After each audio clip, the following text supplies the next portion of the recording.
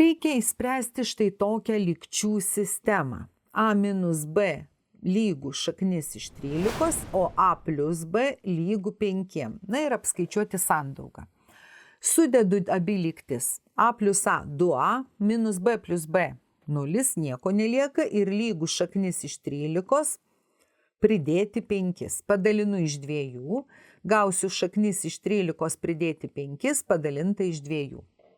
Na, o dabar atimkime iš vienos lygties kitą. Aš iš apatinės atimsiu viršutinę. A minus A nieko nebus, iš B atimti minus B bus 2B. Na, o čia bus skirtumas. Reiškia, 2B bus lygus skirtumui. Iš 5 atimti šaknį iš 13. Taigi B mano bus 5 atimti šaknis iš 13 ir padalinta iš 2. Mums reikia rasti sandaugą AB. Įsirašau, A yra šaknis iš 13 plus 5 padalinta iš 2, B yra 5 atimti šaknis iš 13 padalinta iš 2. Lygu.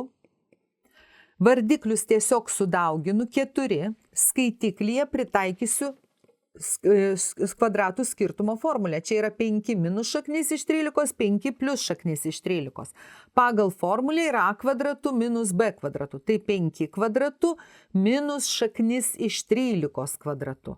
Lygu 5 kvadratu 25, šaknis iš 13 yra 13, taigi aš gaunu 12 ketvirtųjų.